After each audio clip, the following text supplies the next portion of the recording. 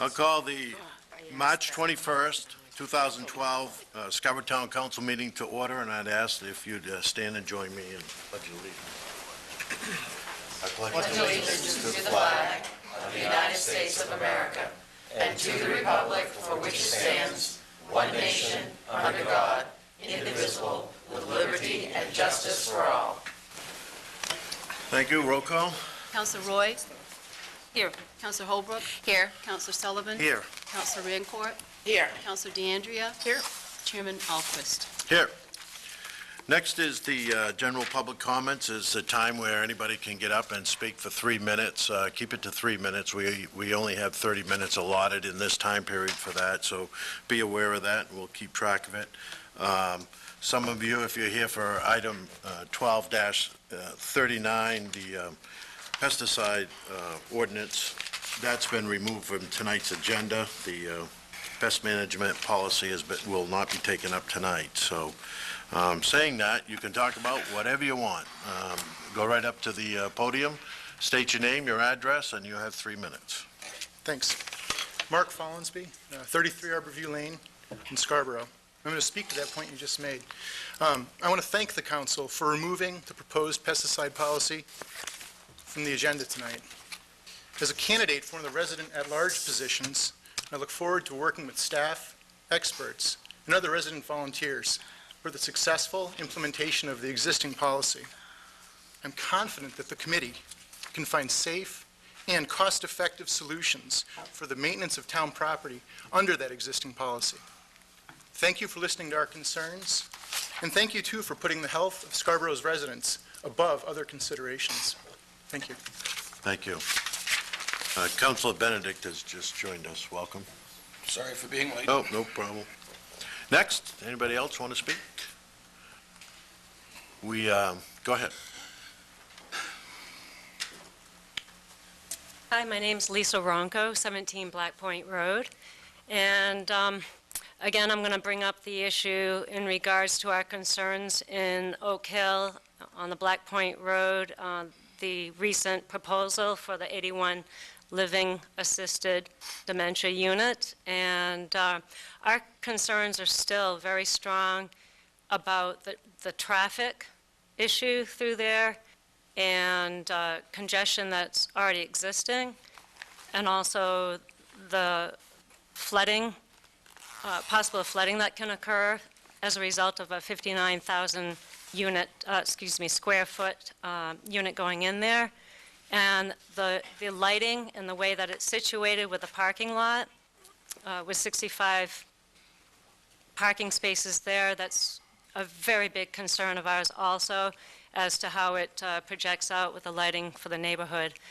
So again, we feel very strongly about this in the neighborhood, and any widening of the Black Point Road is not a fix-all. More lanes equals for us trying to turn out of our driveways and cross over to more lanes. And anyway, I just want to bring that up, and I hope that there's discussion with the planning board from you guys in hopes that you'll raise these issues to them. And I appreciate your time. Thank you. Thank you very much. Next, step right up, if you would. We have some students here tonight from the high school, so why don't you step right up to the podium and give your name and why you're here, and come on, step right up. All of you. Get right in line and Really tell us a funny joke or something, and you'll be all set. I'm Shannon Backhouse, and I'm here for a project. I don't know good jokes, so. Thank I'm you. Marissa Stahl-Hutchkins, and I'm also here for the school project, and I don't know any jokes. Thank you. I'm Sean O'Connor. I'm here for my school project. I don't really know jokes. It's all right. It's okay. Okay, Ronnie. I'm Will Vafiatis. I'm also here for a school project, and I have jokes, but probably not the right place to tell them. So. Thank you. I'm Selena Chan. I'm also here for a school project, and I don't know jokes either. Okay. I'm Cameron Thayer, also here for a school project, and yeah, I got no jokes. Thank you. I'm Jake Murphy, here for the school project, and yeah, no jokes, no. None. This is Mr. Coffin's class, is that right? Good, thank you, welcome. I hope you can make it through the whole thing. Is there anybody else from the audience who would like to speak? Comment time? Last call, if not, we'll have the minutes from the last meeting. Move approval? Second. Any questions or comments, errors, or omissions? If not, all in favor? To vote. Adjustments to the agenda, there is none tonight.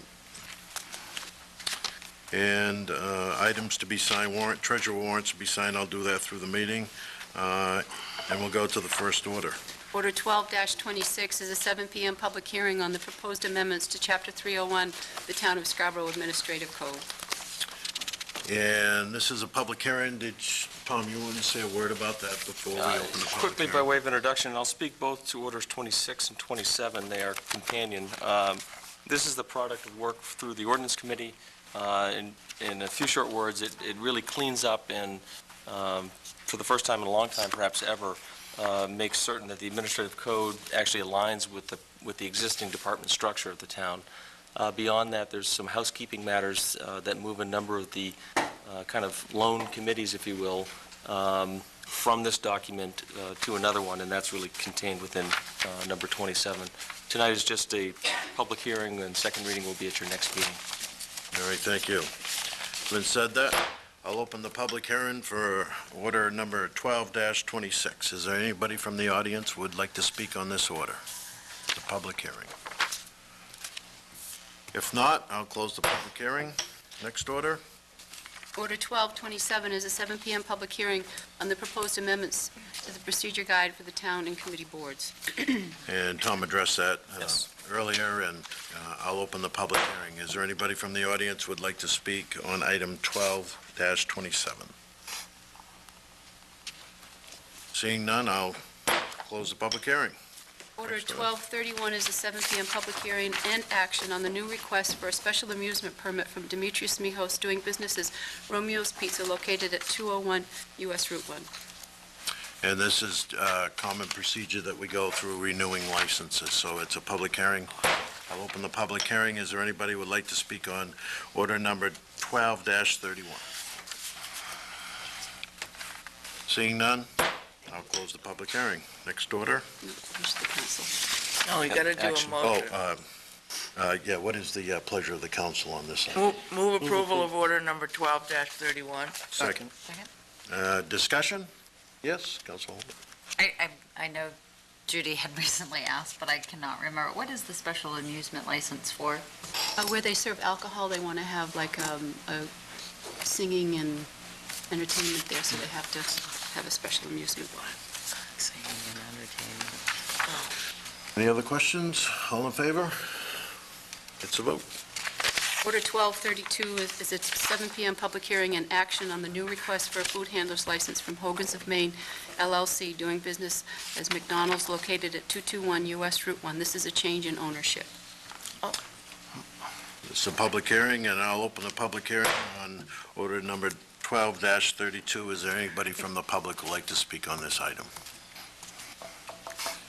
Seeing none, I'll close the public hearing. What's the pleasure of the council? Move approval of 12-32. Any comments? Just welcome the new owner. Yep, exactly. Anybody else? If not, all those in favor? It's a vote. Next item. Order 1233 is a 7 PM public hearing and action on the new request for a liquor license from Richard and, Napalia Maynard, doing business as Mainly Wraps, located at 360 US Route 1. This is a public hearing. I'll open the public hearing on item order number 12-33. Is there anybody from the public who would like to speak on this issue? Seeing none, I'll close the public hearing. And what is the pleasure of the council? Move approval of order 1233. Second. Questions? Just a comment. Comments? Just wanted to say we had, our dinner last night was provided by Mainly Wraps. Oh, yeah. They were at our training session Oh, last it was, night. yeah. Oh, good. Excellent. Yeah. What is the pleasure of the Get a council? second. You got a second, we just need a vote. All those in favor? It's a vote. Order 1234 is a 7 PM public hearing and action on the following new requests from the Black Tie, Inc., doing business as the Black Tie Company at the Landing at Pine Point, located at 353 Pine Point Road, for a food handler's license, a liquor license, and a special amusement permit. This is a change in ownership. And I'll open the public hearing on order number 12-34. Is there anybody from the public who'd like to speak on this item? I thought that was doing. Seeing none, I'll close the public hearing. What's the pleasure of the council? Move approval. Second? Second. Questions, comments? Welcome to that new owner. Thank you. All those in favor? It's a vote. Resolution 1202 is a resolution in support of a PAX bicycle and pedestrian improvement project transportation improvement application. And do we have a motion? Dan Bacon's going to give Yep. a brief. Oh, go ahead. Thank you.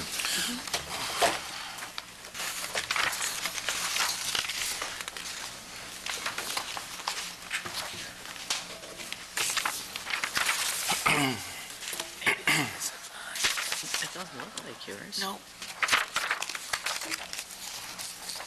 Thank you, Mr. Chair and Town Council. Just as a quick introduction to this resolution, I think as all the councilors are aware, last year the town conducted a pedestrian planning study focused on Oak Hill to really improve the walkability of Oak Hill for residents, for school kids, for visitors. And that planning process resulted in a variety of recommendations for new sidewalks, new crosswalks, filling in gaps in sidewalks, as well as traffic calming measures. And the council endorsed that plan in, I think, early summer of last year. And since that time, a PAX funding opportunity has arisen, and we had Goral Palmer Consulting Engineers put together some concept plans for sidewalk improvements, as well as cost estimates for sidewalk improvements focused on the Gorham Road corridor. It's sort of highlighted on the map here in front of me. And this area was selected in light of the plans, ranking it very high in terms of priority, in terms of where improvements are necessary, and also really given the Wentworth project. The Wentworth project is going to be underway later this summer, and there's going to be some changes to driveways and access, and also some sidewalk and pedestrian amenities that go along with that project. So there seemed to be some consistency and good reason to sort of expand that project and focus on Gorham Road. So in the concept plan submitted to PAX for funding are some improvements for crosswalks at the Oak Hill intersection, addition of a crosswalk near Walgreens, really where the old high school drive goes down to Gorham Road, where there's a lot of pedestrians crossing now without a crosswalk, adding a sidewalk on the Oak Hill Plaza side of Gorham Road across from the high school, improving the crosswalk at the Hannaford Drive, Gorham Road intersection, and then adding to the sidewalk really from where it ends currently at the library up to Sawyer Road, which is heavily used along the shoulder and an area in need of a sidewalk. And again, this is a funding opportunity. We probably won't get everything that's being applied for given the price tag on these improvements, but PAX recommended we apply for the entire project, and if lesser funding's available, then we can do pieces of what's before you. And this is obviously only one area out of the entire Oak Hill area that needs attention, so there are other grant opportunities to apply for other improvements in the greater Oak Hill area. So that's a quick introduction as to what this resolution's about. Thank you. Let's have a motion and we can have a discussion if you'd like. Move approval of order number 12-02. Second. Discussion. Any questions for Dan? Yes. Yeah, go ahead. I was wondering if you had any perspective in regards to your details there as to individual prices, which would have to be assumed after money was granted? And do you have any feel for how much money should be granted, given, appropriated, or whatever, towards this project from outside of Scarborough? The entire project, and this is really just a quick GIS map of the project. There's engineered concept plans that I can provide you if you're interested in the details. The entire scope of the project is cost estimate at $580,000, and the town's applying to PACS for federal and state money to pay for that price tag. Typically, towns are expected to provide a local match of anywhere between 10 and 20%. So the entire project is $580. Again, we're not likely to get all of that money from PACS, so we had the engineers price the project in segments, in sort of reasonable sections that could be sort of condensed, given if we're provided half of that money, we could do half the project, and we have pricing for that. We have the details if you're interested in the individual, per unit costs of the project too. Now, one question, excuse me, that I have is, if the project is $580,000 and we're given $300,000, there aren't any stipulations from with the owners of the money, where it's coming from, they've got to do the complete project. We can simply do $300,000 of it. We're not in to do the 580 because Correct. We get a percentage. Yeah, we would work with the grant providers as to deciding what portion of the project we would do, given that we can't pay for the entire project. So, Do they still realize that if we stay within the 10 to 20%, then we are doing our due diligence towards the project? yes, it would be 10 to 20% of whatever funding they provide. So if they provided the 580, then we'd be responsible for either 10 or 20% of that. If it's 300, then we are responsible for 10 to 20% of that amount. Thank you.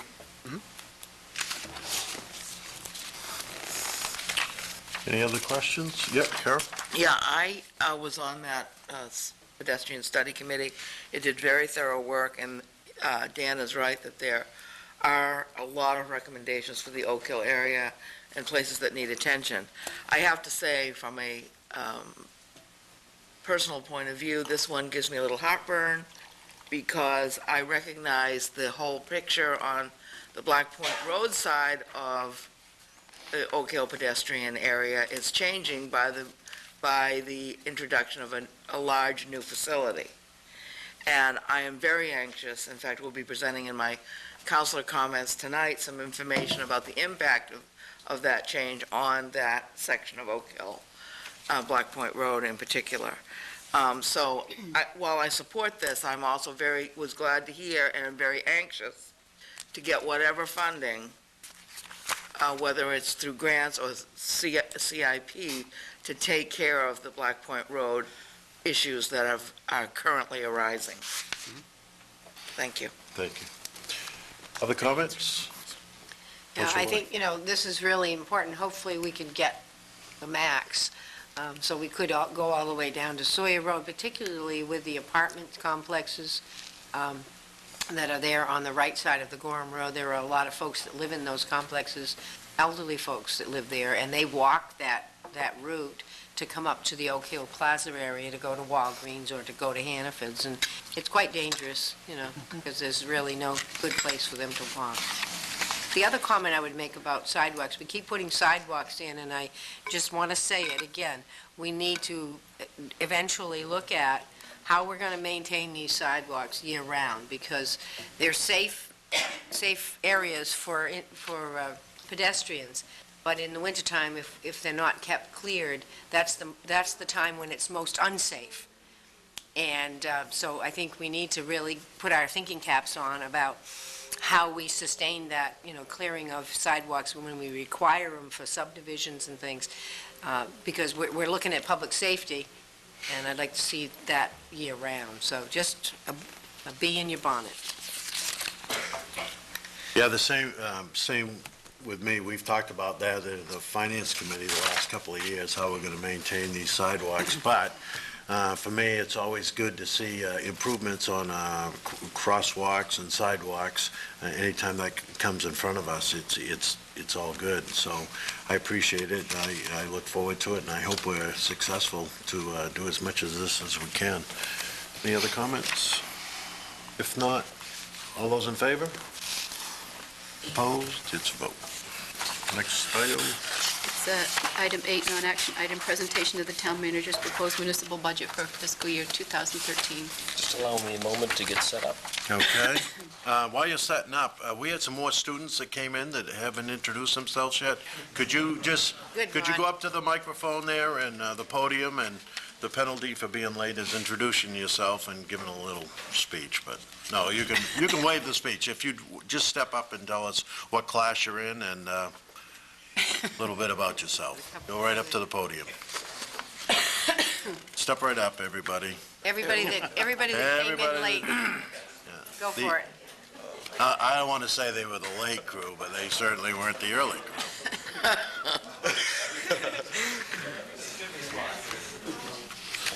I'm in civics class with Mr. Coffin. And your name? And my name is Gary McDonald. Thank you. Welcome. I'm Tara Fox, and I'm in Garrett's class. Good. Thank you. I'm Jackie Adams. I'm also in that class. Thank you. I'm Cameron Wiseman, and I am too. I'm in civics class with Mr. Coffin with them. Great. Thank you. We appreciate you being here tonight, and glad we all got you on camera to verify that you were here. Not only to Mr. Coffin, but to your parents. So, you're here. It's official. I'll turn it over to Tom now. Thank you again. Thank you very much. What I'd like to do tonight is just spend 15 or 20 minutes perhaps and give a very high-level overview of the municipal budget.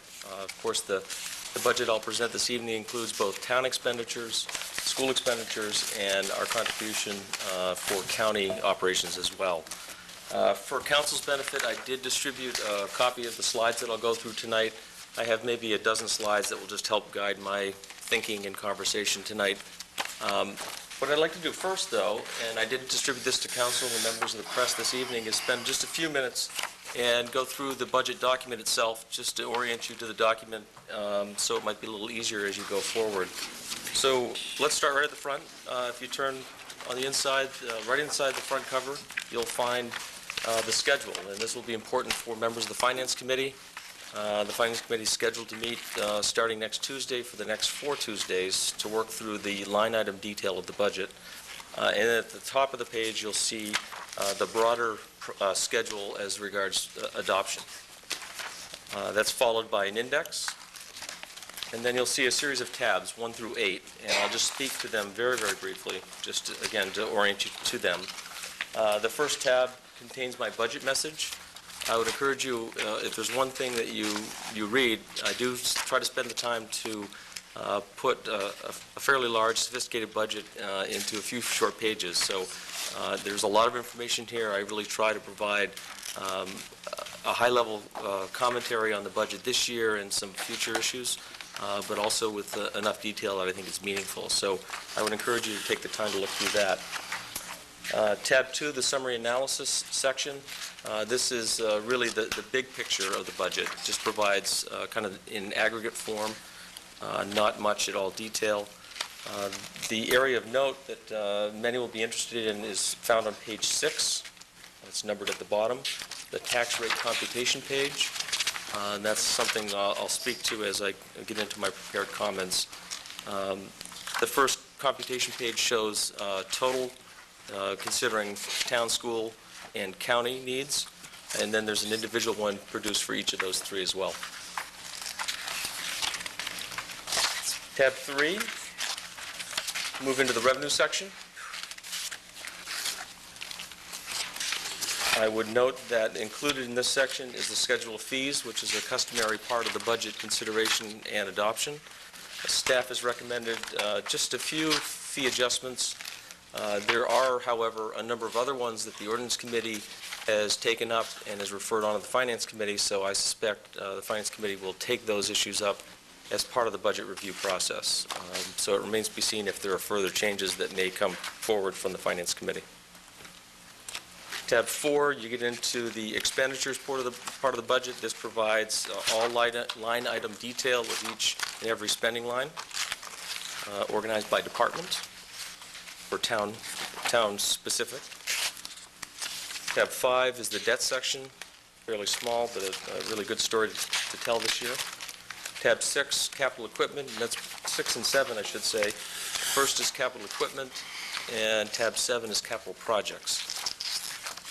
And lastly, tab 8 is the education budget. This is the budget prepared by the superintendent in concert with his leadership council and staff, I believe in a school finance committee. And I believe this version in your packet was adopted in first reading by the school board last Thursday, March 15th. Is that right? So that's the document.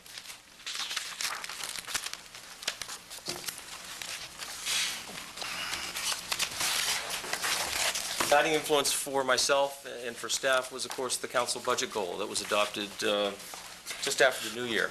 And I think it's been a guiding influence for us as we put this together, and I expect and hope it will be for you as you review it.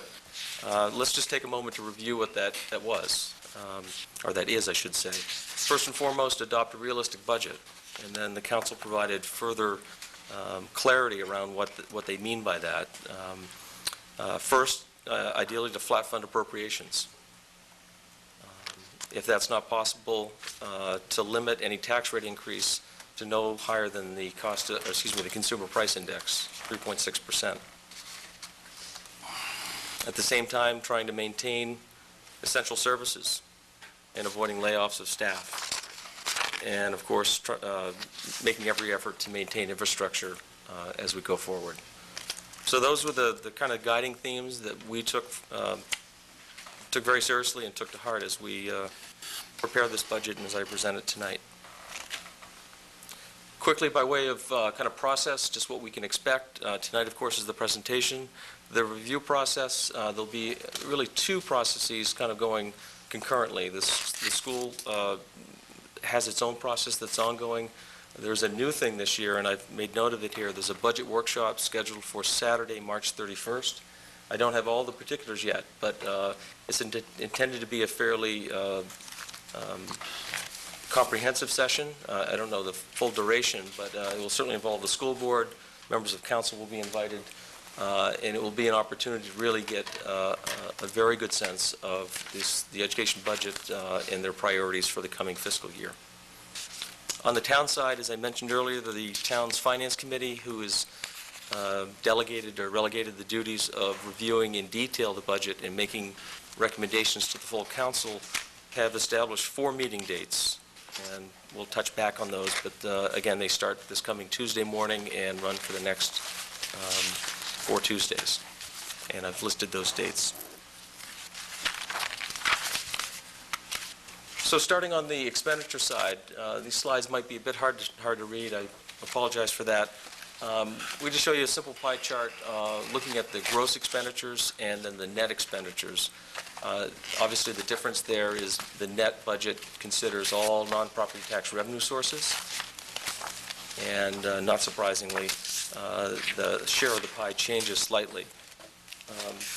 Just quickly, for those that can't see it from where they're seated, on the gross budget, education funding takes up 54% of the total budget, whereas municipal is 43% and county is 3%. And then on the net side, education actually rises to 66%, town at 30%, and county at 4%.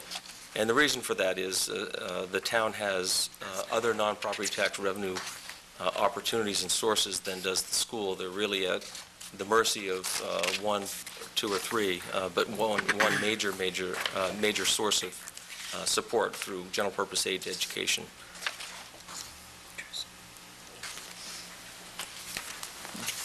Drilling down a bit further, I've given you kind of a breakdown of the different components of the gross budget. The municipal spending is proposed to increase by 1.69%. That equates to $383,151. At this point, the education budget is proposed to rise by 9.86%. And you see the corresponding dollar figure. County budget is proposed to go up 5%, just about $100,000. And as I alluded to earlier, we have some good news with the debt this year as a function of the advance refunding that the council heard about at your last meeting, I believe, or perhaps 2 meetings ago. We've been able to restructure and reorganize our debt at a lower rate and reap some significant savings. And we start to see that as soon as next fiscal year. I'll touch again on the debt issue as we go forward. Beyond the savings, I think perhaps the biggest benefit to the restructuring is predictability and leveling out that debt over the next 5 or 6 years. That's going to give us better predictability and a better sense, because debt service can really take strong changes up and down, and it really does affect the budget year to year. So in total, the gross spending is up 5.86%, and that's just over $3.8 million. Down a bit further on the town side, broken down not by department, by kind of function. So we've broken down by general government, public services, public safety, public works, and debt service. And a number of departments, though you can't really see it in this presentation, have met or exceeded the goal of flat funding. In many cases, departments are coming in requesting less than they did last year. In other cases, and we can talk about the reasons for these changes, some of the increases are unavoidable. And I think the council will be fairly familiar with the sort of costs that we're seeing. These are issues the council's been involved with in the past. Turning to the school side, the superintendent was kind enough to share a portion of his presentation he made to the school board last week, and I thought it would be appropriate to bring that to you this evening. The objective of the overall school budget this year is to present the school board and to the public a credible and responsive plan to finance the work of the Scarborough Public Schools to do 4 things. And the presentation made to the school board provide a lot more detail under each of these 4, but the 4 broad objectives are to stop further deterioration of educational quality, to respond to communities' expectations for educational excellence, to reinvest to protect the assets built earlier, and to stay mindful of the current financial state of affairs locally and nationally.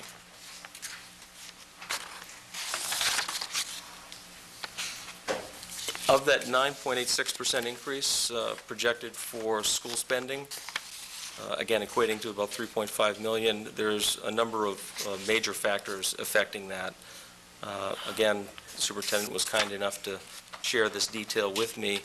You'll see contractual obligations to staff for salary and benefits is $1.15 million itself. There's other energy, contracted services, and supply costs that are going up next year. Reconciliation of prior allocations, I'm not exactly sure what the detail behind this is, but I think the workshop on the 31st would certainly go into great detail on all of these. And you can certainly see for yourself. I would note the final bullet there, debt service. Because of timing, we're not able to show, and this budget, school budget, does not reflect any of the debt service savings that may be enjoyed by the school. And we do know and expect there will be significant savings there. So that's a bit of good news that will come to light very shortly as this process goes forward. So I need to certainly provide that caveat right now. The other factors that are in motion, I mentioned debt service. Health insurance rates are always a big question mark. That's a big cost to the school. They're waiting for final word back from their insurer. They've plugged in some numbers, and they're hoping for better news than they've budgeted for. And then there's an ongoing effort for new efficiencies and reallocations that may well affect spending priorities as well.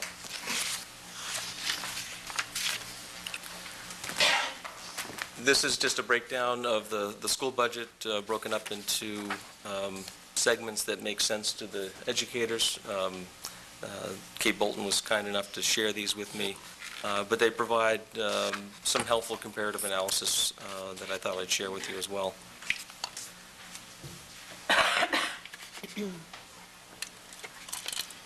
I'm not going to go through and read every one of these numbers. Moving to the revenue side, and this is really not a new story that I'm telling you. Really, since fiscal year 2009, it's been the revenue side of the budget in many respects that has been the challenge for us. And this year is no different. In fact, some of what we're experiencing this year, we've known is coming. And essentially, the difference this year is that for the last 3 budgets, many of the non-property tax revenues have been plugged with kind of artificial sources, whether it's funding from federal stimulus money, whether it's the use of our own fund balance. Those are all short-term tactics, if you will, to keep the tax rate in check. Well, the day of reckoning has come. Those sources are no longer available. And so, again, it's not a surprise to staff, and I don't believe it's a surprise to many of you who've participated for some years. We knew this day was coming, and here it is. So on the revenue side, you'll see the lion's share, 70% of support for our combined budgets come from the property tax. Much smaller portions come from different non-property tax sources, some from the state. There's certainly other fees that our town charges that are shown here as well. I do want to make one note. I want to make sure I say the number correctly. You'll see in the middle of that pie the purple slice. 7% of revenues come from the state for general purpose aid to education. In the last, let me make sure I get this right, 7 years, that has gone down 26%. And I don't expect it's going to be going up anytime. I'm hopeful that it's bottomed out. That might be the silver lining if there is one. But that's a significant challenge for us. And again, it's not a surprise to us, but one we have to deal with. This provides just a little breakout of between town and school where the percent difference in non-property tax revenues. On the town side, we're showing 4.3% less, or 469,000. 400,000 of that is the use of debt service alone, of fund balance alone. There are other things that are presenting challenges. This year, we'll be funding the firefighter positions that were previously funded by the SAFER grant program. We'll be picking up full cost of salary and benefits of those employees by September of this coming year. In the past, we've relied on industrial park land sales to help support SEDCO operations. Those funds are no longer available. That's about $60,000. And excise taxes continue to sputter along, and we actually show a slight decrease, about $65,000 less next year. A lot of that is dependent on the economy, but that's our best projection at this point. On the education side, and that's clearly the area that makes the biggest difference when you look at non-property tax revenue sources, you'll see a 18.23% decrease, equating to just about $1.2 million. Almost all of that can be traced directly back to the federal jobs money. This is the last year, this current fiscal year was the last year of the federal money that was intended to plug these holes in local budgets. And so that's the single determinant of that factor. So all told, it's about a 9.5% reduction in non-property tax revenue sources. So at the same time you have increased expenses, we're also seeing decreased revenues. That means a larger share needs to be picked up locally or choose to modify how what our spending priorities are. I really spoke to much of this. These were just, I got ahead of myself a little bit. These are just quickly the detail of where those revenue reductions are being seen.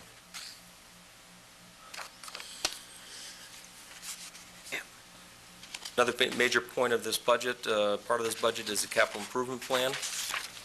As I mentioned earlier, we break it up between capital projects and capital equipment.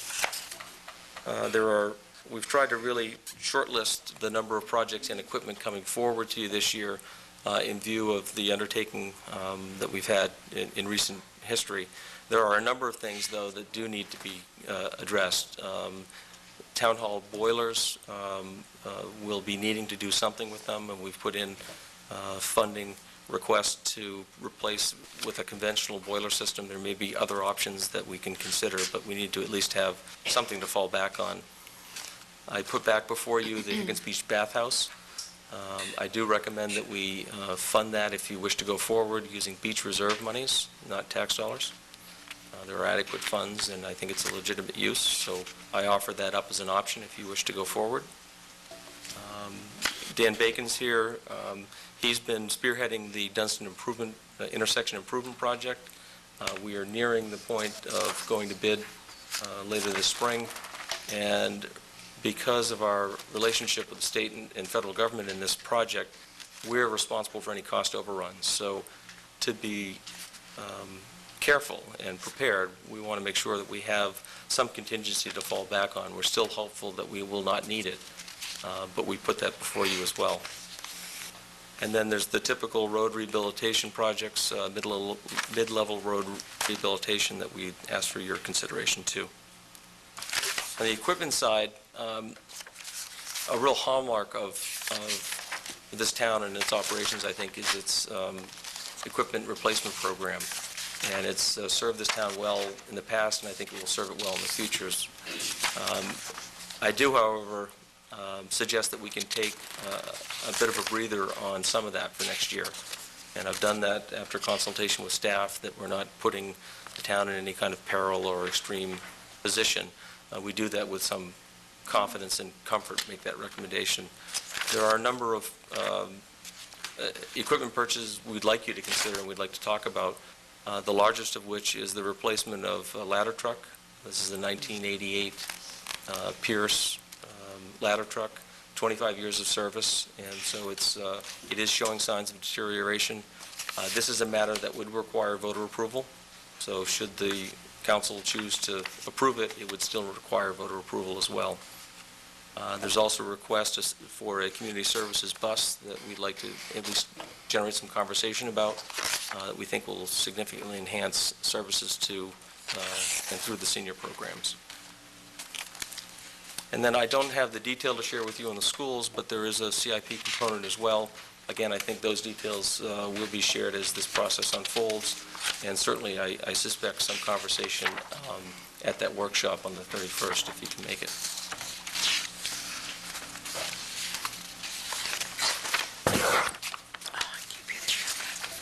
So what does that all mean? The assessor hates to do this, but I know we're all very interested, you're very interested in the potential impact of this proposed budget on the tax rate. And so, though we're hesitant to project those sorts of things this early in the process, we understand this is an important part of the conversation, and so we do our best to project that for you.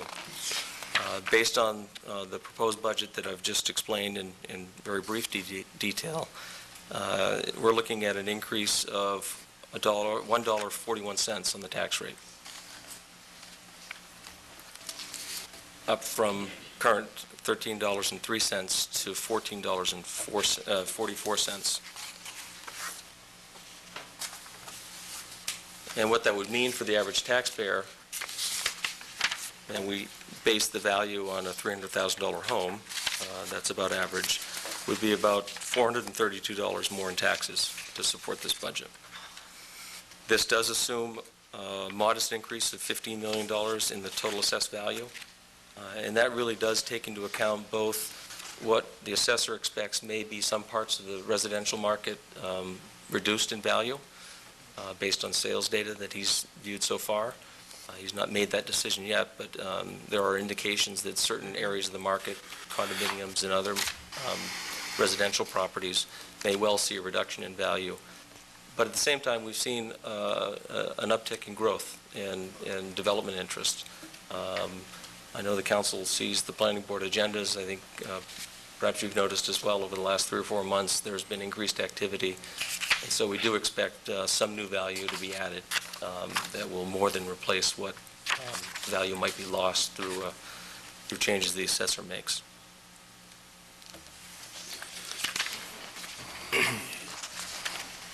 This is very hard, and those of you in the audience and home probably can't see it, but for council's benefit, and I can certainly provide this to anyone who wants to know more, this provides just a 10-year overview of total town valuation, how that's changed each year to year, our total commitment and its change year to year, and finally, the 10-year history of tax rate. And I found that to be somewhat helpful just as a piece of background information as you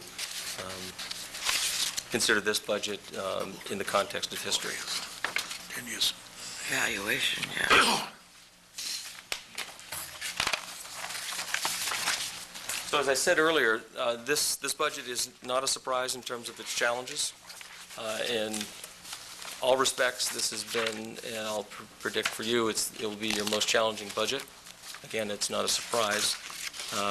I would characterize this year as perhaps a correction year, where the mill rate does need to absorb and provide additional funding to support priorities that you decide on. Going forward, I think we can expect some stability in non-property tax revenues. As I said, I believe those sources have probably bottomed out. They can only go up at this point. Though I don't expect that, I wouldn't count on it. Stability is good. And beyond that, getting some control and certainty around our debt costs will be helpful in that predictability as well. So that's how I'd like to kind of start this conversation. We're very interested in working with the Finance Committee, addressing your questions, your comments, and staff has done, I think, an admirable job to bring a realistic, reasonable budget, and I think it's an excellent starting point for the conversation. So as is mentioned on the slide here, we're on schedule for the council to consider this budget in first reading at your next regular meeting. That would be April 4th. We've already scheduled the public hearing. That would be an off meeting night, so there's no other business. We would have a public hearing on April 11, 7 p.m. in these chambers. Something new this year that we've suggested and the Finance Committee has agreed to is to hold a budget workshop. This workshop would happen on April 25th. It would happen after the Finance Committee has completed its review and has its recommendations. And we can talk about format, but I would suggest perhaps that meeting could start by reviewing the Finance Committee's recommended changes to the budget. And beyond that, it's an opportunity for councilors to raise other questions, comments, and really prepare for second and final reading, which occurs on May 2nd. And lastly, all of this is based on giving us enough time at the end of the process to hold the state, the legally required school budget validation referendum vote, which we've scheduled for May 15. And Tody, we intend to hold that vote here at Town Hall. We do try to provide some time on the back end of this process in the event that the school budget does not successfully pass. The school board and Finance Committee and the Town Council will have to go back, revisit the budget, and put a new budget back out to them. That takes time. So, again, we've scheduled this for May 15th, just giving us the time on the back end. So with that, I'm pleased to take your questions. Yeah, any questions as we go forward here? I think we all received it at the same time tonight, and I'm sure there will be plenty of questions, and Finance Committee will be hard at work shortly. So, Councilor Holbrook, do you have a question? No, just joking a little. I do have one, having sat in on that workshop last night, Tom. I heard about that revenue sharing 1 and 2. Yes. Are we triggered with, I noticed your figures in here of 14 point something %. Does that trigger us to be getting revenue sharing 2 as well? Well, what they're referring to is a change in the distribution model for revenue sharing, and as was mentioned, it's broken up into 2 different pieces. The truth of the matter is, the current proposal, Scarborough is the single biggest loser. We're scheduled to lose $147,000 in revenue sharing under that model. As was mentioned last night, it appears that the tax committee will not be recommending those changes. So I think we've sidestepped that issue this year, but it's likely to be a challenge going forward. And the same basic theory applies for revenue sharing formulas as it does for education. The wealthier the community, the notion is that they can afford more locally. And so the higher the value community, the lower you get in state subsidy. There's other factors, of course, but that's a variable that certainly repeats itself through any of those funding models. Thank you. Thank you for your attention. Other comments? Councilor Roy. I'd like to thank the manager for the presentation of the budget. I also choked a little. But I just want to make a comment about the April 25th budget workshop. I think, I wanted that included as the chair of the Finance Committee to allow that time for councilors to ask those questions that, they may have, particularly because not all councilors can attend the Finance Committee meetings. And it's difficult because they have jobs and they work during the day and they can't attend them. So this leaves, that opportunity to do some clarification of numbers and at that time, and hopefully will help everybody to, bring forth amendments to the budget that are based on sound knowledge of what it entails. So I just would encourage all councilors to please put that on your calendars. Don't add anything else to your calendars that night. Thank you. Thank you. I just had one clarifying question, and that is, Judy, when you're going to do the 4 meetings, are you going to put out what you're going to be talking about? What issues are going to be coming before you on those mornings? That's in the front of the budget book, the very first page. It identifies what departments will be. Okay, great, thank you. Great, thanks. Again, we have members of the school board here tonight, and we appreciate that, and we look forward to meeting with them, working with them, and I want to thank the town staff, certainly Tom and Ruth and everybody else who's had a hand in putting this together, and I guess for the Finance Committee, now the work begins, and we'll see what happens, and we go from here. Thank you again, Tom. Yes. Under old business, it's order 1228, second reading on the bond order for the municipal school capital improvement projects for fiscal year 2000. I've lost my place. Sure. Bob Mitchell, 39 Willowdale Road. Just like to make a comment on the bond order that the town manager is bringing forward. I did make the finance meeting, but I missed the first reading because I was traveling on business. But very nice to think the town manager and the finance director has done a good job originally. Obviously the school department's a $39 million voter-approved referendum last fall, and the question is, how do we go out and capitalize that, whether we do it all at once or we bifurcate it into 2 different years. Also, the idea there's about $20-some-odd million of refinancing that technically it's going to be refinanced over multiple years because the bonds, you can't refinance all at once. They come due in future time. I think from what my understanding is, working with the manager, the final proposal that's coming forward, I think is a good, fiscally reasonable. It takes a lot of the risk of the existing bonds off the table, even though technically we're holding money for a couple of years before we actually call those. But it takes the school department, splits it into 2 pieces. We're bonding part of it this year because the cash flow clearly is not needed for the whole project. Of $39 million won't be spent over FY13. It'll be a portion of it, $15 million approximately over FY13, the remaining $24 million over FY14. So to the extent that the final proposal will show some bonding this year, some bonding next year. 2 things that does is, one, obviously, if rates go through the roof, bad idea. I think when you see the economy, you look at the global debt structure, you look at Europe, you look at a whole bunch of things, rates aren't moving materially. By going out with, I believe it's going to be like $25 million for the school, we lock in part of that.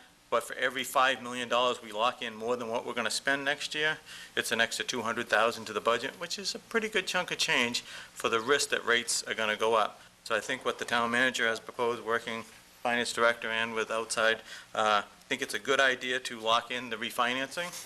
Although, if I had a crystal ball, I'd only refinance when it actually came due to be refinanced, but I think it's good to take that. I think there's over $500,000 of savings present value. That's good. On the flip side, I think it's also good not to fund the whole Wentworth project at once right now, because for every $5 million we don't fund this year, $200,000 in next year's budget to sit on cash is probably pretty, if you had a crystal ball, we'd be perfect. So I think it's a good balance between the two. It splits the difference. Rates would have to go up at least a quarter of a point or better to break even with the deal. So I think what they have is, it's a very good proposal. The manager and finance director have done a lot of work, and I think it's a little bit different than the last proposal. And I think the idea of bifurcating, splitting the Wentworth project in two is a good, valid proposal. Final word, I think the rates, actually, if you look at the yield curve right now, is lower than what we have right now, so we'll probably even pick up more to the extent when we go out to market at the end of April, early May sometime. I think you'll see a little bit more improvement on that. So I strongly encourage you to support the town manager's recommendation on the revised second reading for the bond. I think he's done a good job. Thank you. Thank you. And do we have a motion? No. I would move approval. Second. Questions, comments? Just that, we met with our financial advisor, was also at the finance committee meeting, and of course, the initial one was to bond the full amount. But I think, he's very knowledgeable about the finance market and was able to come back with this offer, and I think saving that $500,000, by refinancing some things and putting forward, part of that is the way to go. And I don't have a crystal ball either, but I think we'll still come out ahead. So. And just to be clear, what this order does, this is one of the three parts of the bond issue we intend to go forward with next month. Mr. Mitchell spoke to two parts of that, those being funding a part of the Wentworth School, also refunding or advance refunding about $20 million of existing debt, and the third piece of that is funding, which is a traditional kind of annual process to fund our capital improvement projects, which is what is before you this evening. Those first two do not require further council action. And these are items that were in last year's budget. Last year's budget, yes. Ruth Porter's here, our finance director. I just wanted to say in regards to what Mr. Mitchell said and what the town manager has said is regarding the budget, they're going to have the bond sale scheduled for April 18th, so by the time we finalize our budget, we will know what the actual savings are. So Excellent. We will, we expect the school's proposed budget to decrease to help with the overall budget issues. So. Excellent, thank you for that comment. Anybody else? If not, this will be a roll call. Counselor Roy? Yes. Counselor Holbrook? Yes. Counselor Sullivan? Yes. Counselor Benedict? Yes. Counselor Rancourt? Yes. Counselor DeAndre? Yes. And Chairman Alquist. Yes. Next order.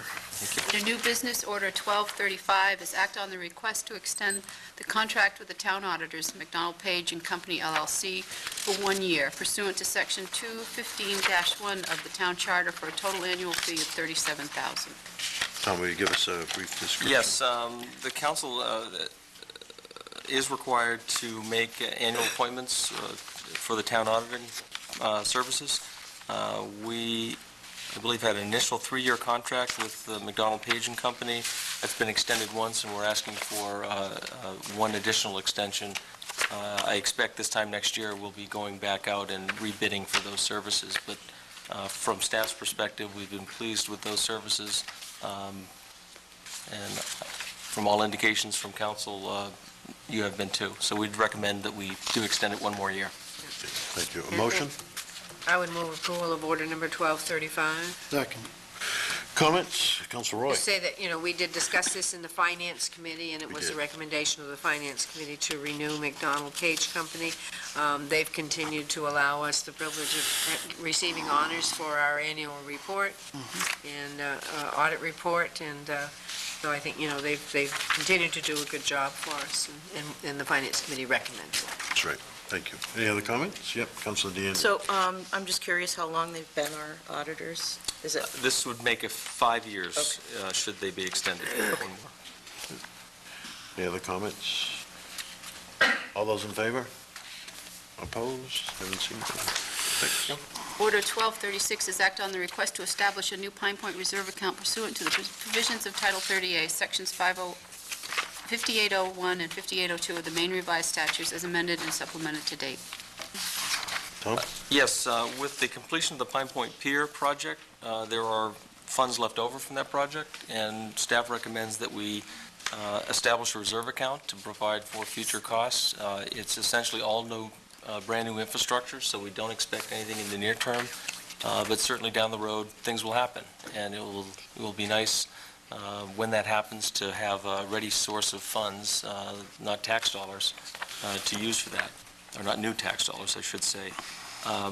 Part of this recommendation in establishing the account would be to make, I guess, a final purchase, and that would be for 6 floats for Ferry Beach.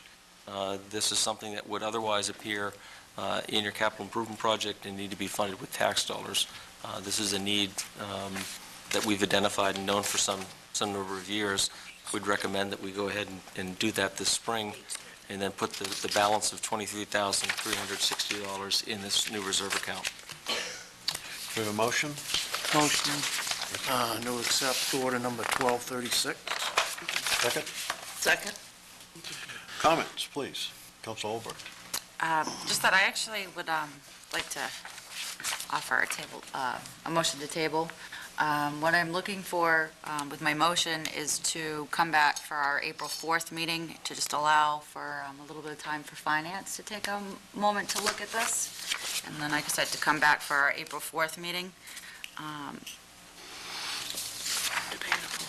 That's, yeah, we need a second. Let's second that. Non-debatable. It's non-debatable, yeah. All those in favor of tabling this for, till the next meeting? I don't know. All those in favor of that? Opposed? I thought we had talked about this before I left. No. It's non-debatable. No discussion. Okay, we'll have that go. It's tabled 4-3. It was tabled, okay. Thank you. It'll be on our next agenda. Next item. Order 1237 is act on the request to adopt a new Town of Scarborough debt management and fiscal policy as recommended by the Finance Committee. Tom? Yes, Finance Committee has been busy trying to clear out some work before it gets busy with the budget.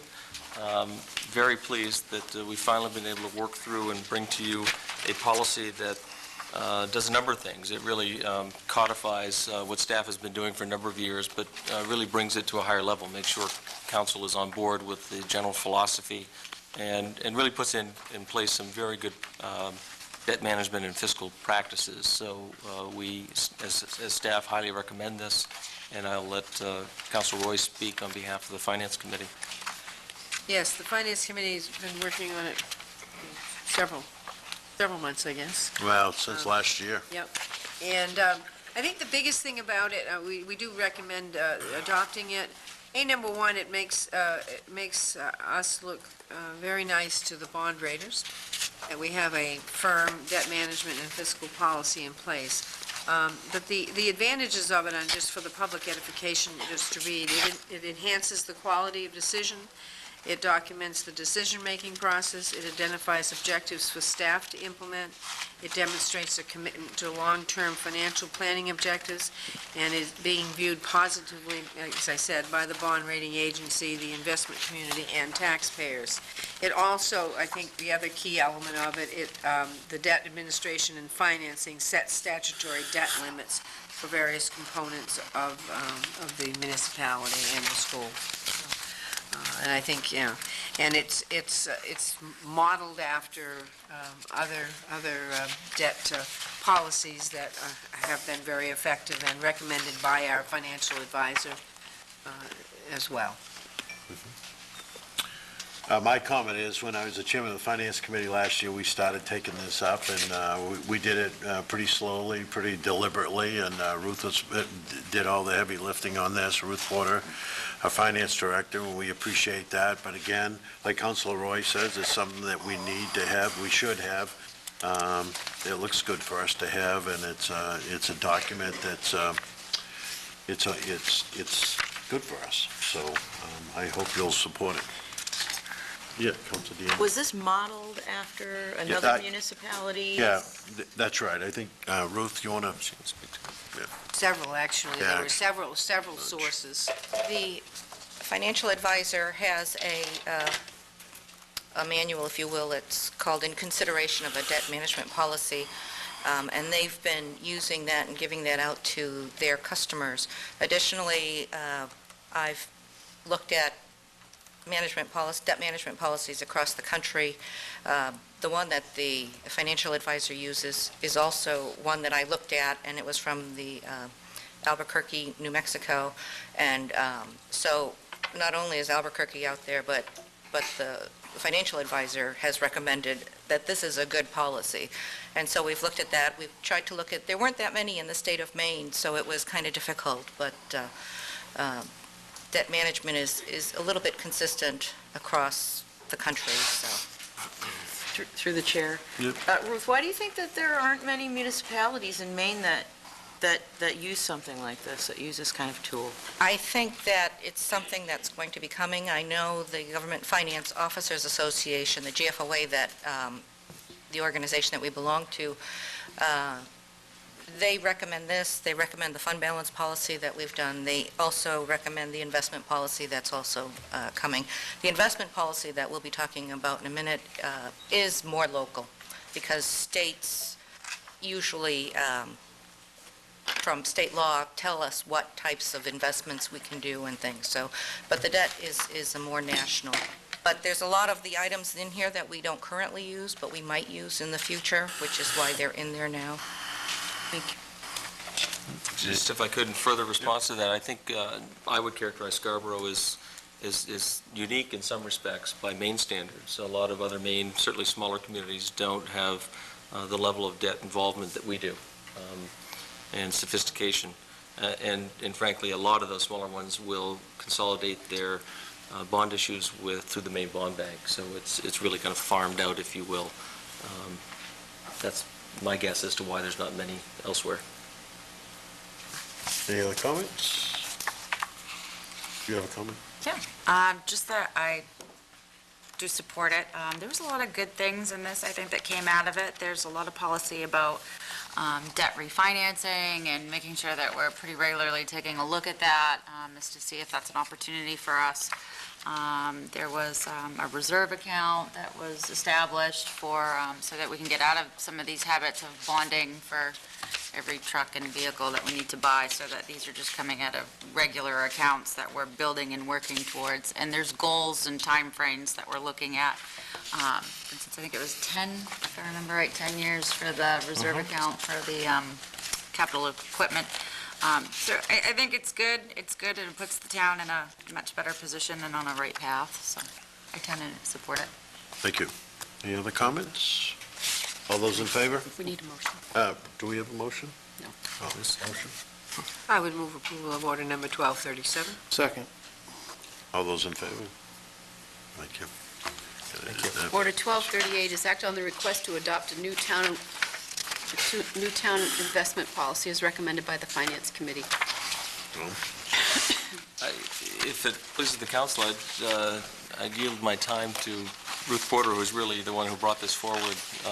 If that's okay? Yeah, sure.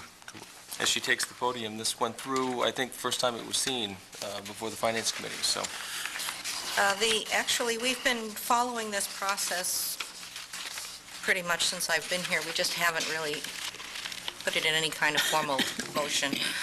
What this does is, it does a couple of things. Again, the GFOA recommends an investment policy, so this actually puts in writing what we're actually doing. This is more local. We have state statutes that require us to invest or not invest in certain types of things. So that's here. It also talks about investments. The goal of our investments basically is to protect the town's funds. And so, they have this thing called essentially the prudent man theory, which says that we should treat the town's money the same way we would treat our own personal finances. And if I'm not going to invest in derivatives out there, then I probably shouldn't be investing the town's money in derivatives or risky investments. And that's pretty much what this says. It also says that we need to safeguard our funds and to make sure they're liquid enough so that when we need the money, it's there. And then finally, the last piece, which you'll see in the budget also by the reduction in the interest rates, is the interest rate. That's usually the very bottom thing after you look at the safety and the liquidity. Thank you. Well, we have a motion before we have discussion. I would move approval of order number 1238. Second. Discussion? Questions?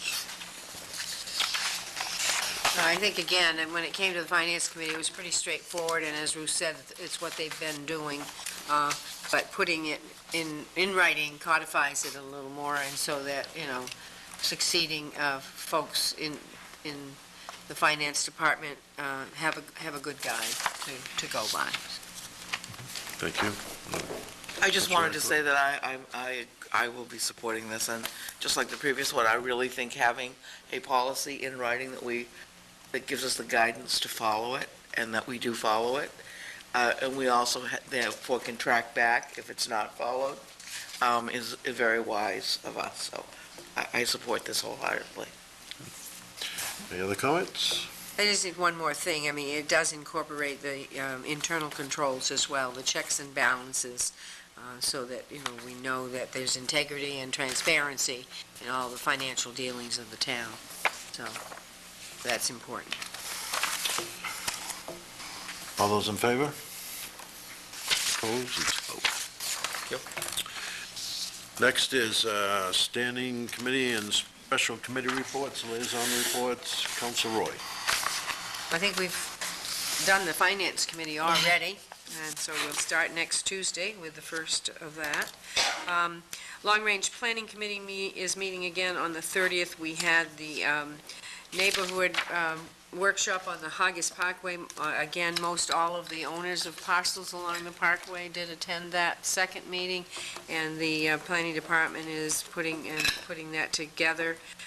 And so we'll probably be talking about it again on the 30th when we meet with the Long Range Planning Committee. And I think we're still waiting for one piece of the shoreline overlay with the Pine Point one, and those both should be coming forward to council, I would think, sometime in April, perhaps. And Energy Committee will meet again on the 19th. If the public has noticed, there have been articles in the paper about energy conservation. The headline today in the Current is about the project being done by the intern at the high school for LED lighting to save money. And then we've also been discussing the boiler replacement with some other models that are energy efficient and save energy, so that will be ongoing on the 19th. That's it that I can think of. Appointments will be meeting on Wednesday, April 4th at 6:30. Just a couple of informational points. There are openings on several of our committees. If you're interested, you can pick up an application through the town clerk's office. There are openings on cable television, coastal waters and pier, pest management advisory committee. And again, you can get an application either online or through the clerk's office. Housing Alliance will met on Thursday, the 15th. We did our site walk of the Broad Turn property, as well as with some of the abutters. It was a great experience, especially to see the land in proportion to some of the ideas about the project. They will be meeting again on Thursday, April 5th at 7. That'll be to kind of go over some more numbers and some more tweaks of just feedback that they've received from some of the abutters. And I do want to put a plug in that I got a tick on the sidewalk. So they're out, bomb your dogs and cats and all your pets. Beat that there, Council. I have nothing to report. Council Benedict. I've got my wheels greased. I'm all set. Council Rancourt. Just that the ordinance committee will be meeting next Tuesday, and I have the ordinance committee agenda here, but I believe that's a typo. Tody, I think Tuesday is the 27th. It is. It's not the 28th. Okay. And we'll be meeting here at 4:30. We'll be taking up, Counselor Sullivan kindly ran the ordinance committee for me at the February meeting, and we're still, I believe, dealing with fees, and the school, our municipal fees and school impact fee. School impact fee, and then any other items that come before us. Thank you, Council DeAndrew. I have no updates at this time. Thank you. Oh, I did have one update too. I'm sorry, Ronnie, about Recall. Senior WOW. Just to put a shameless plug in for the Senior WOW, requested 27-passenger bus. That is very high on their agenda. The bus that they have now, as you may or may not be aware, has really been woefully inadequate for the number of people who need to use it, particularly for trips and that kind of thing. And also, it is required, I guess, a number of repairs that don't make it always successful in going on those trips. So I'm hoping that the Finance Committee will look favorably on the Senior WOW bus. Thank you. For me, Eco Maine, I have a meeting Thursday at 4 o'clock. I think it's one of our meetings that we always have, so other than that, the town manager's report. Yes, thank you. I'll be very brief. I've been busy with budget. Just distribute the Eastern Trail Management District Spring Newsletter, if you're interested in taking a look at that. I made mention of an opportunity happening later on this spring to the council. Community Services has been working with Town and Country Federal Credit Union for the donation of a new flagpole down here at the turf field. This flagpole is in memory of Dr. George Roy. He was a longtime board member of the credit union. He was also a member of this council, and I believe served as past council chair as well. The credit union is underwriting the entire cost. I believe we are putting up one light that, frankly, we were going to do anyway. So I just mentioned that. I'll make you aware of the date. They're looking to dedicate this sometime right around Memorial Day as part of an already scheduled game, so there'll be spectators and such. And I'll work through the chair. As this proceeds further, it would be nice to perhaps recognize the credit union and their efforts in this regard. Absolutely. Also, big Councilor Holbrook's pardon, I didn't have a chance to mention this earlier. We did receive good news this afternoon about the Habitat Project and CDBG grant. The way that these work, there's a review committee, and we're told that our application has been recommended from the review committee. It's not a done deal, but that's usually a very good sign. It's a good step. Typically, they do take those recommendations seriously. So I'm hopeful to deliver absolute good news at your next meeting that the town did receive the $80,000 grant to help underwrite that project. Excellent. And lastly, just want to acknowledge and thank the 4 members of council who attended the MMA elected officials workshop last night. I've been doing this for 20 years, and I learned some things last night. I'm sure it was of some value to members of council, so I appreciate you taking another 3 hours or so out of your life to learn more about municipal government. Thank you. Council comments? Councilor Benedict. Any comments tonight? No, I'm all set. Thank you. Councilor Rancourt. I do. And I'm going to pass out some packets. And Tom, am I using your computer up there? I believe Tody has it. Oh, Tody has it. So you give her the cue whenever you want it. Okay. I'll take care of that. Does she have the slides up there too? I didn't see any slides. I just had the, Just the... I beg your pardon. All we That's have okay. is the No, audio clip. No, wait a minute. I got it right here. My apologies. That's all right. welcome. I'm just going to put up one slide, I think, Jody. Oh, I didn't, you have to. Oh, okay.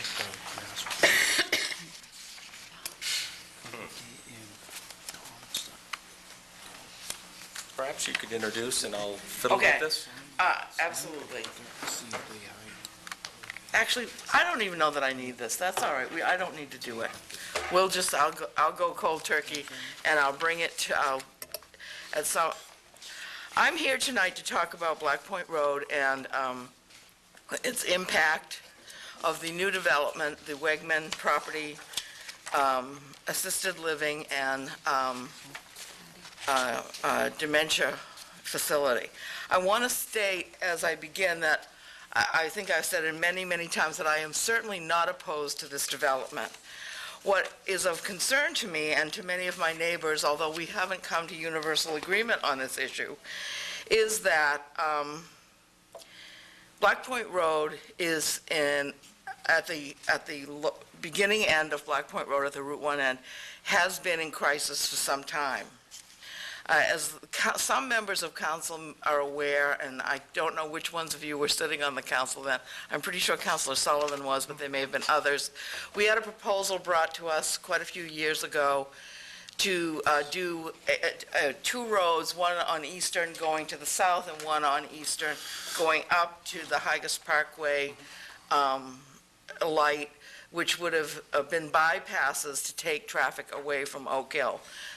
Several members of the council defeated that, and that was not accomplished. Some years later, Councilor Sullivan, I know you were on as well, there was a plan to do one-way traffic on Black Point Road and a number of other ideas about managing the traffic there, and that also was defeated and did not go ahead. And I think really the catalyst now that has brought this all to a head is that finally something is happening on that large piece of property between the Oak Hill Sitco and the Widow's Walk homestead. And so that means there will be traffic in and out of that development on Black Point Road. I have written a number of my thoughts. I'm not going to read that word for word, but I would like to refer to you to what I call my stick drawing of Black Point Road and a number of issues that I'm going to bring up. If you look at Black Point Road as you enter from Route 1, the Black Point Road has a right-of-way. I've checked with our public works person, Mike Shaw, and the right-of-way for Black Point Road is 50 feet in width. The paved portion of Black Point Road at the top by Amato's and the Sitco is now 52 feet in width. It has 3 lanes going north toward Gorham. It has 1 lane going south toward the beaches. The approximate length of Black Point Road from Route 1 to the proposed entrance to the new development is 1/10 of a mile in length. Very short length of road that we're talking about. You can see that if you look at this map, once you get past the turning lanes, just a little bit below the Sitco, the paved portion of Black Point Road narrows down to 37 feet of paved road, well within the 50-foot right-of-way. But in addition to that, we currently now have no shoulders, no sidewalks, no bike paths. If there's an accident that's about to happen, it becomes a rear-ender because there's no room at all to turn off unless you turn off over the curb.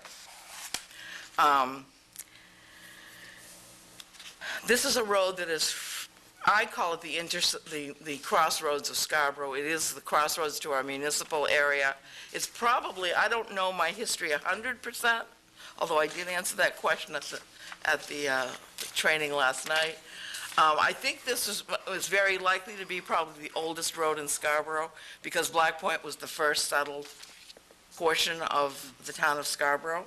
It probably was an Indian tract at one time, and as the settlers moved up, Black Point Road became populated. There is a map in Town Hall here of the 1837 census that shows houses along Black Point Road, but the road is essentially exactly the same as it was when my parents moved there in 1952.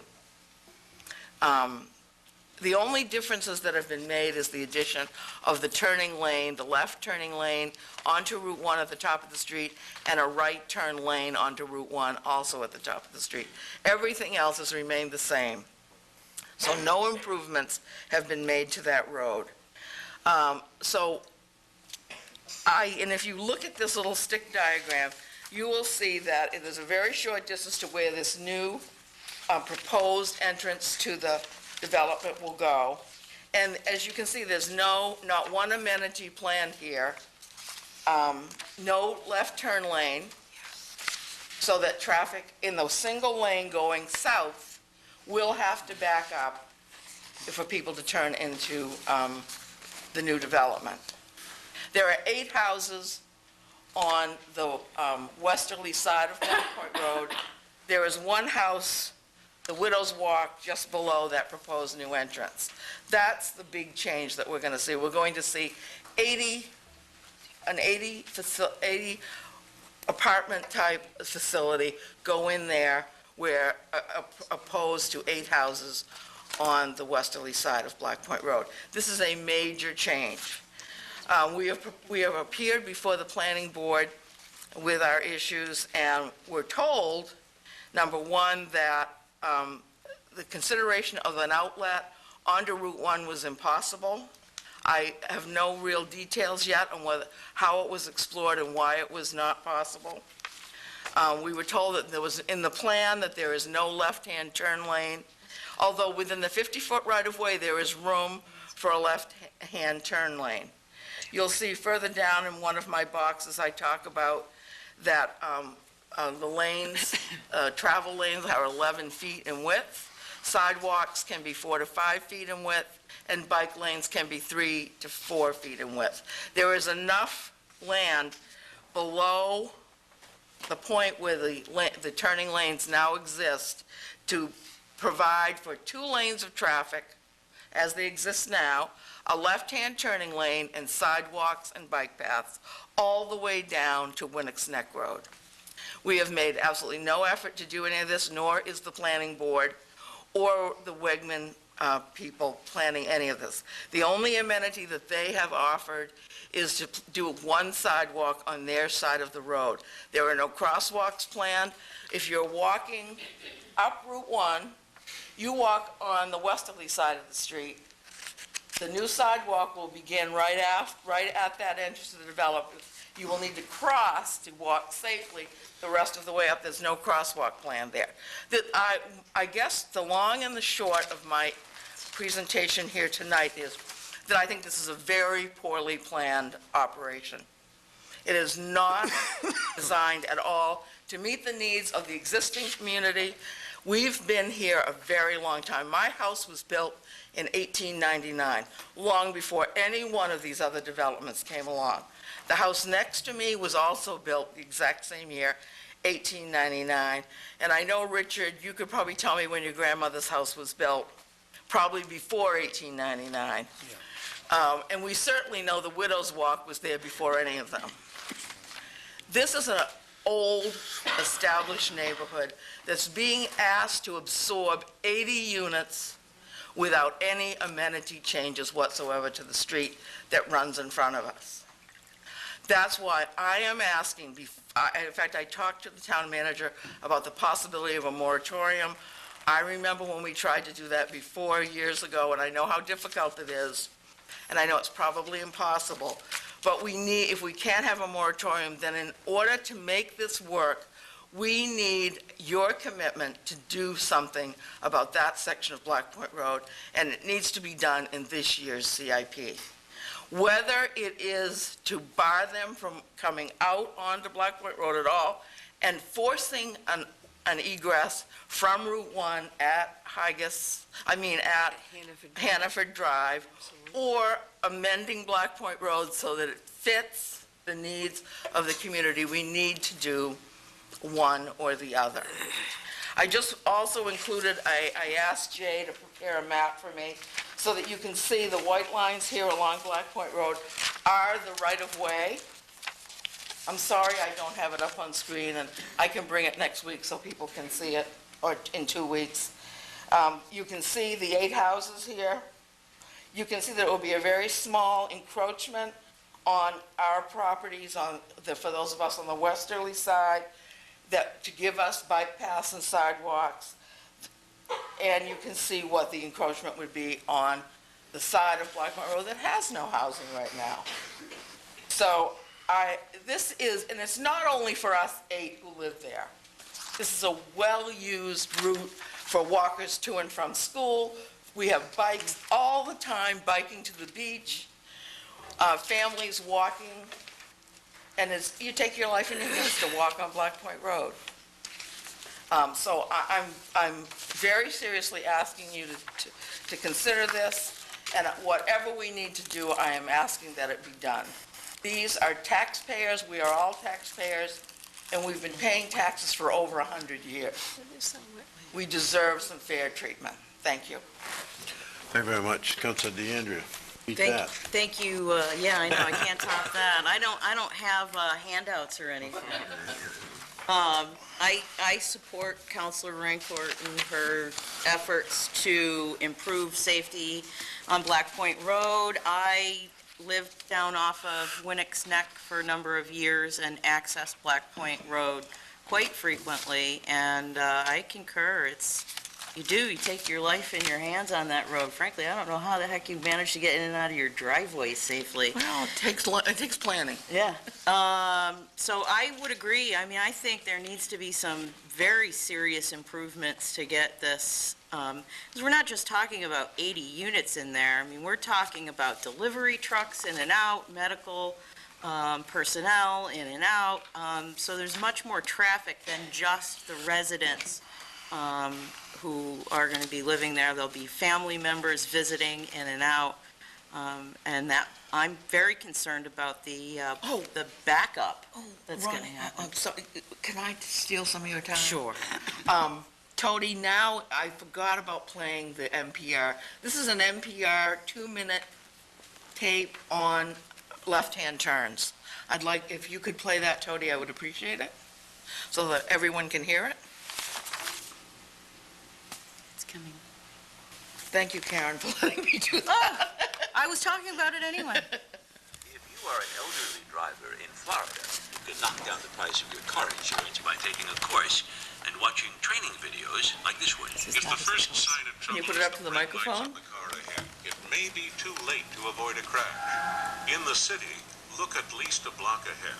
I watched this AARP video a couple of years back while reporting on senior citizens and driving. And now a new study has put some hard numbers on what we already knew. As baby boomers advance through their 60s, the likely consequences on America's roads are not good. Older drivers are more likely to be involved in accidents. The report was conducted by a non-profit group called TRIP, in association with the American Association of State Highway and Transportation Officials. Frank Moretti is the research director for TRIP, and he joins us from Detroit. Welcome to the program. Thank you, Robert. And first, how much more likely is it for a driver who's over 65 to be in a traffic accident than a driver who's under 65? The most critical number is that 17% of traffic fatalities occurred in a traffic crash that involved at least one driver aged 65 and over, but only 8% of vehicle miles that traveled annually are driven by drivers that are 65 and older. So you could say from that older drivers are twice as involved in fatal crashes as you would expect based on their amount of travel. A key problem here appears to be the left-hand turn. I'd like you to tell me what's the problem. Give me a scenario that's fairly common here in which the older driver has more of a problem than the younger driver. As you come to a left turn, particularly if there's not an actual left turn lane, you're now in a fairly stressful environment. You're trying to keep track of the vehicles coming at you, trying to gauge their speed. You're conscious that there are vehicles behind you, so you're under a fair amount of pressure. And those are the type of environments that are going to be the greatest challenge for someone that maybe their reflexes aren't what they once were, that maybe there's some diminishment of cognitive abilities. Their vision might not be quite as good as it once was. And so that's considered one of the more stressful and difficult driving challenges. And that's why there's a lot of emphasis on left turn lanes to try to make those turns as easy as possible. Also, lighting at intersections is considered to be very helpful. So indeed, you think we can make a dent in the number of accidents by designing our roads differently? Florida is taking a lead in this area, but increasingly other state and local transportation agencies, as they go ahead and make improvements and upgrades on their roads, are following really a set of guidelines. Some of those solutions are clearer and brighter signage. It's making sure that lettering for streets are 6 inches and not 4 inches, which makes them a lot easier to read. Putting those signage earlier as you approach an intersection, which certainly makes it much easier to find where you're trying to turn. All of these types of improvements are showing incremental benefits in terms of improving safety. Have you been through this with an older parent and trying to separate somebody from the steering wheel? Yeah, I'm starting to get signals from my mother in Florida that she has some concerns with my father in his early 80s. So from a distance, it's out there. And that is the challenge, is sort of striking that balance between trying to maintain the quality of life for older people, but also recognizing that at some time they may have to make some lifestyle adjustments based on their ability to drive a vehicle. Well, Mr. Moretti, thank you very much for talking. That's it. Thank you. That's Frank Moretti, who's Research Director of Ford Trip. Thank you. So, yes, I'd like to finish up. Thank you. No problem. So I'm concerned about, and I'm guessing Councilor Rancourt is too, it's that left-hand southbound turn lane off of Route 1 onto Black Point Road. And as it is now, at rush hour, things get really stacked up at that time. And I can't imagine how this is just going to kind of compound all of that. So you have my support on that. I want to take the opportunity, and I don't know if it had been mentioned before, but I want to congratulate Eddie Wooden, who won an award from Eco Maine. I was able to attend the awards ceremony, and congratulations to Eddie. It was great to see him in a suit. I usually see him when I'm out birding, so I think he cleans up really well. And then I also want to, as always, remind folks that there are gun safety trigger locks at the Public Safety Office, which is open 24 hours a day, 365 days a year, courtesy of Maine citizens against handgun violence. Thank you, Councilor Roy. Just a question. We always ask for opinion from the planning board relative to things the council needs to approve. And they serve as appointees by the council. Would there be any reason why we as a council could not ask for an opinion relative to that, establishing another entrance, i.e. off Route 1, and how they could, work that in? I mean, because that was my immediate thought. I mean, you've got the traffic light at Hannaford Drive by the old Moulton property. I know there's wetlands back in there, but, lots of things are possible. And, I'm just wondering if if a number of the council members are concerned about that, could we not offer an opinion to them as we ask them for one? In spite of their name being the planning board, they typically don't provide that sort of planning function. It's more of a review function. Yep. As was mentioned by Councilor Rancourt, there have been numerous very detailed comprehensive studies of this area. Yep. One I know in 2006, 2007 timeframe studied that very question.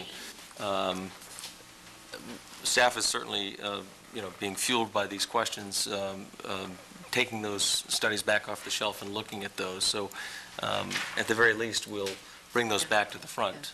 At least we can at least ask them to do that, to really look long and hard at it, because, I mean, that intersection is horrendous at this point. In the summertime, it's backed up, for people going down the Black Point Road, it's backed up way back to the muffler shop and even further on many, many days. So, Other than that, I don't think I have anything else. Thank you, Council Over.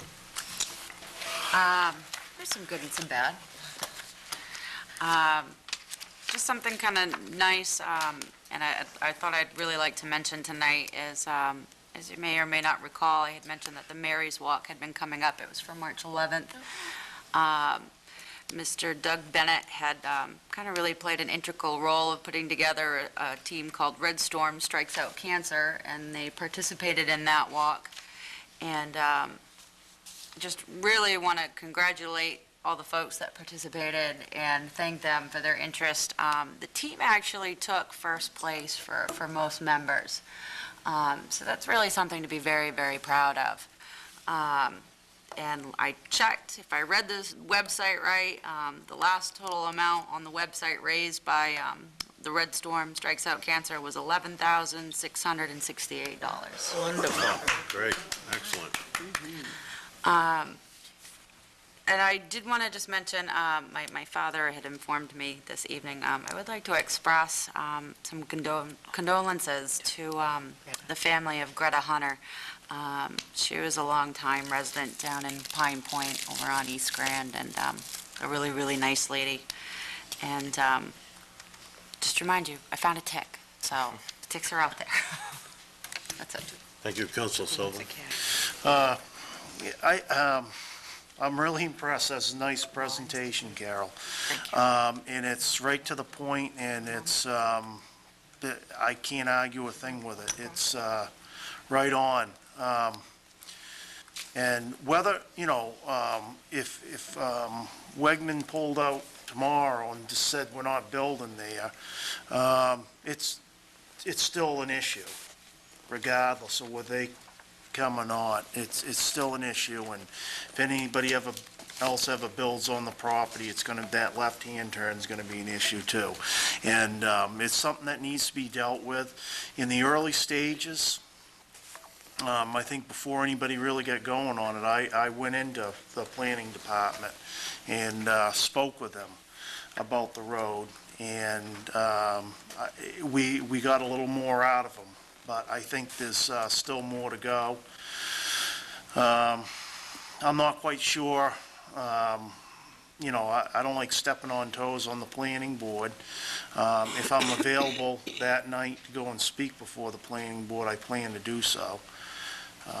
I meant the road is one main issue. There's other issues such as the stormwater runoff also. So, but regardless, if you look on if you're heading southbound on the Black Point Road and you drop down, after you start to drop down the hill, you look on the right, there's a heavily worn path in the grass on the side of the road. And that road, I see kids walking it every single day, even in the wintertime. And it's not safe. And, and I was hoping that that would have been one of the priorities of the Oak Hill pedestrian study. However, I don't know whether it doesn't seem like it. Now, when we first went through some ideas on that intersection a long time ago, when